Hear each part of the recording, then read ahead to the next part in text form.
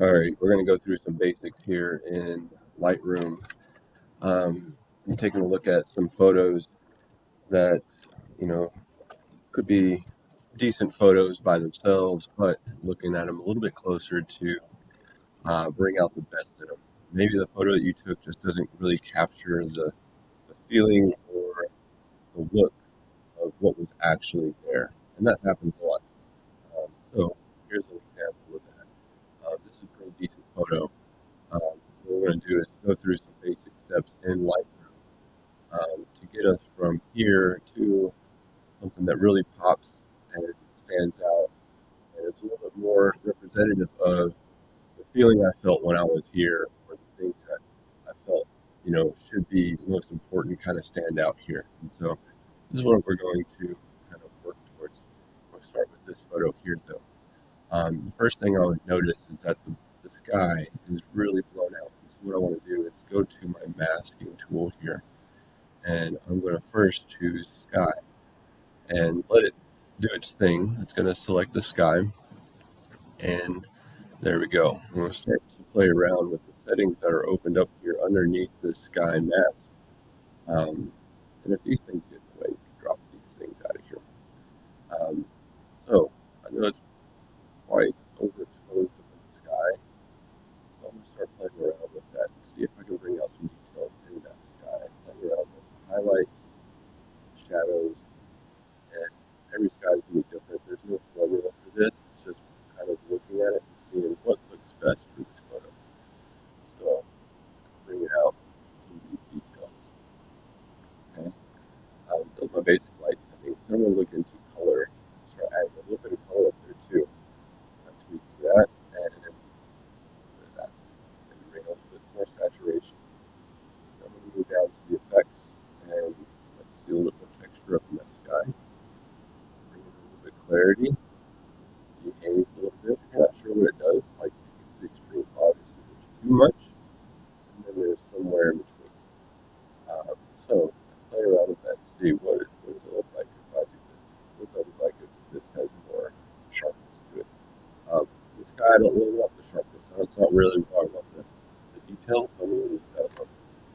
Um, Now, because I changed the sky up here, naturally the reflection down here would change as well. So what I'm going to do is keep working my mask. I'm going to create a new mask.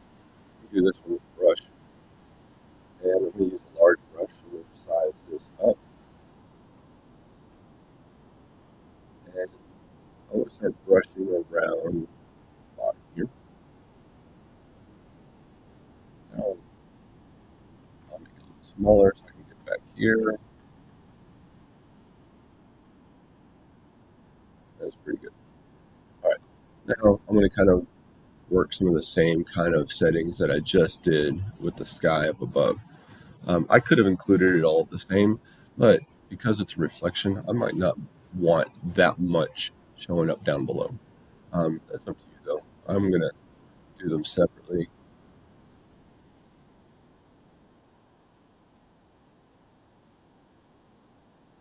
Kind of nice, add a little color down there, saturation. And as far as texture goes, it might be kind of nice with the things that are sitting on top of the water, bring a little bit of that out as well. So, kind of tweak that a little bit. Also, I'm going to start looking at, okay, what's my main thing here that I want to look at? I'm going to go into a new mask again. This time we're going to have it later. That's, I'm not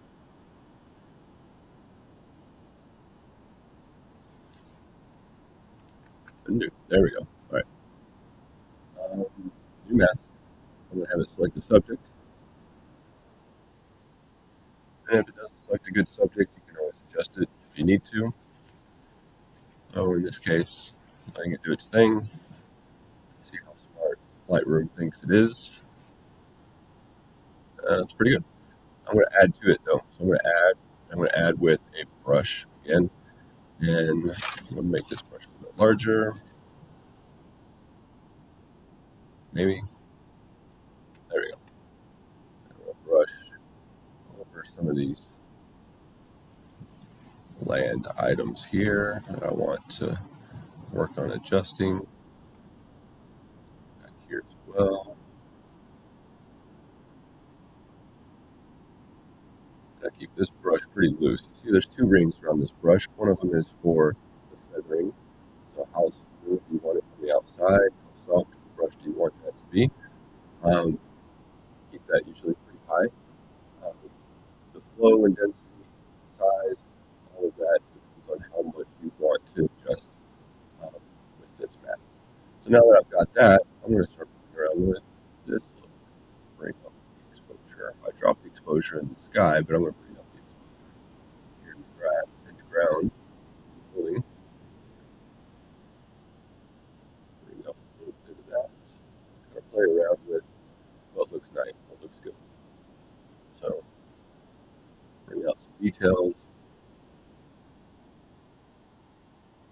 When it comes to the black, I'll look at things that should be like under the bridge. I'm judging it based on that. Once that gets to a point where it's like black, black, then I'll kind of stop right there. Temperature, we'll kind of warm this up. I cooled off the sky, but I want this to stand out a little bit more. I'm going to warm that up. Add a little bit of color to it as well. I like the green, maybe a tad of saturation.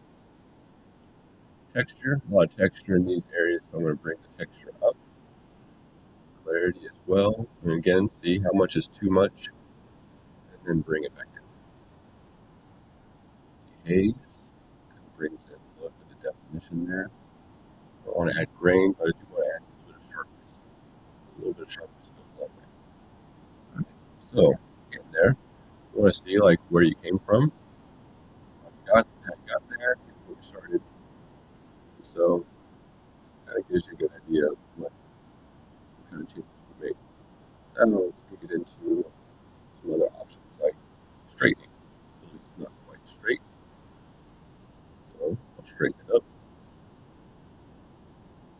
using the edge of the building here with the edge of the grid to help me decide how straight it needs to be.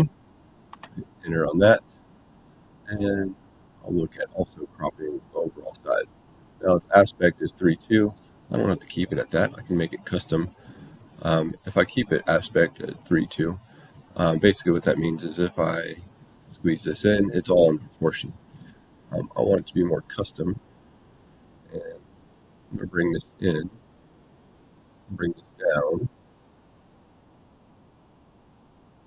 Good balance between, here's a good focal point, thirds, and the balance off with the sky or with the other mountain over here. Right under on that. Now I've got some cleanup to do. Got these people back here. They're not really my main focus of this, so I want to take them out. I have no problem doing this because they're not part of the main function or main idea of this photo. So I'm going to zoom way in here. So the closer you get to these things, I'll change my brush. I'm using the remove tool. Change my brush size here. Get a little bit larger. I'm going to brush these guys.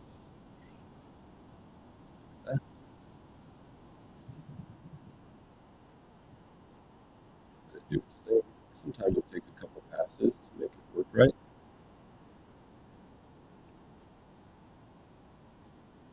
Now, I know they're kind of smudgy up close, but we'll take a step back once we're done with this and see if you can really notice any weird things when they're all gone. So using my hand to remove. I know there's more people here. This guy moving about. I'll brush around this guy.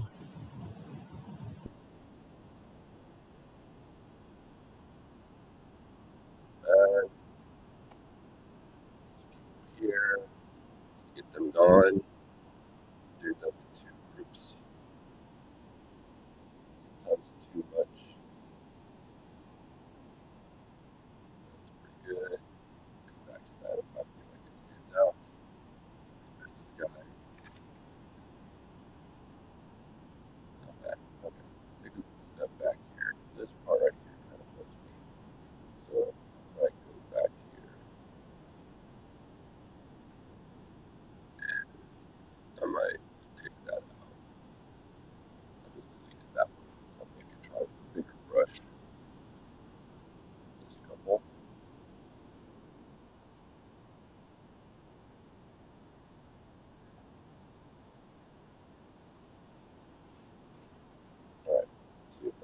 better?